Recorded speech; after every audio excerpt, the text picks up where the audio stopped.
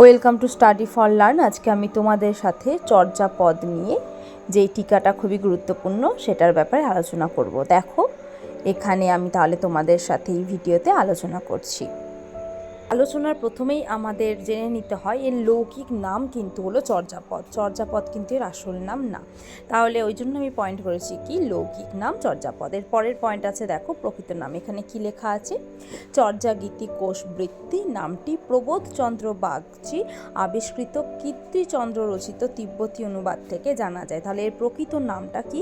চর্যাগীতি কোষ বৃত্তি। এটা কিন্তু তোমরা মনে রাখবে। এর পরের পয়েন্ট আছে দেখো চর্যাপদ। এখানে কি লেখা আছে দেখে নাও। চর্যাপদ হলো খ্রিস্টীয় অষ্টম থেকে দ্বাদশ শতকে লেখা বৌদ্ধ সিদ্ধাচার্যদের কবিতা ও গানের সংকলন। তাহলে এটা বৌদ্ধ সিদ্ধাচার্যদের লেখা কবিতা ও গানের সংকলন হলো। দেখো এবার এই বৌদ্ধ সিদ্ধাচার্যদের কয়েকজনের নাম জেনে নাও। লুইপাদ, সরহপাদ, কাহ্নপাদ, ভুসুকুপাদ প্রমুখ বৌদ্ধ সিদ্ধাচার্যরা এই চর্যাপদ লেখা শুরু করেছিলেন। আশা করি এটা বুঝতে পেরেছ। এর পরের পয়েন্ট আছে দেখো পুঁথি উদ্ধার। এখানে কি লেখা আছে? আচার্য হরপ্রসাদ শাস্ত্রী নেপাল থেকে এই চর্যাপদের পুঁথি উদ্ধার করেন। যদি সম্ভব হয় তাহলে সালটাও লিখে দিও, 1907 সাল।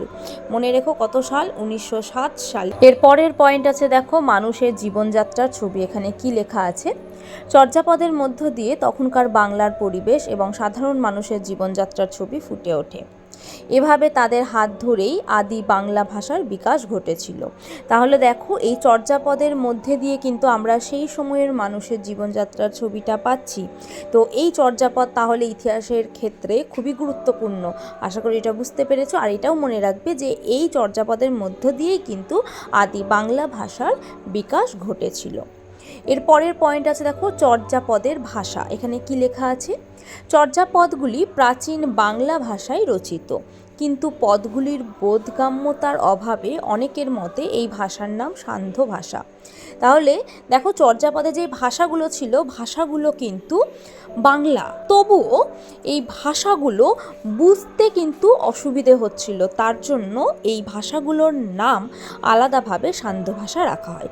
আশা করি এটাও বুঝতে পেরেছ। এরপরে চর্যাপদ থেকে আসা কিছু গুরুত্বপূর্ণ প্রশ্ন নিয়ে তোমাদের সাথে আলোচনা করব।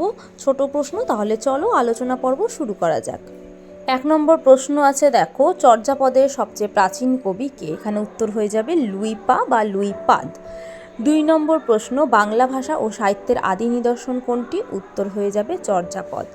3 নম্বর প্রশ্ন চর্যাপদের জনক কে? এটা হয়ে যাবে হরপ্রসাদ শাস্ত্রী। 1907 সালে নেপাল থেকে এই চর্যাপদটা আবিষ্কার করেন। এটা মাথায় রাখবে। এরপরে 4 নম্বর প্রশ্ন আছে চর্যাপদের প্রথম রচয়িতা কে? এটা উত্তর হয়ে যাবে লুইপা বা লুইপাদ।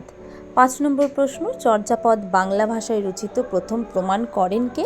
উত্তর হয়ে যাবে ডক্টর সুনীতি কুমার চট্টোপাধ্যায়। আর আরেকটা জিনিস মনে রাখবে চর্যাপদগুলো কিন্তু আসলে বৌদ্ধ ধর্মাবলম্বী মানুষদের মানে বৌদ্ধ ধর্মের অন্তর্গত যারা সহজিয়া ছিল তারাই কিন্তু এইটার আবিষ্কার করেছিল। আশা করি তোমাদের আজকের এই আলোচনা ভালো লেগেছে। যদি ভিডিওটা ভালো লাগে do like share and subscribe this channel. আর পাশে থাকা নোটিফিকেশান বেল আইকনটি অবশ্যই প্রেস করে দিও, যাতে করে আমার পরবর্তী সমস্ত ভিডিও তোমাদের কাছে সঠিক সময়ে পৌঁছে যায়। ধন্যবাদ।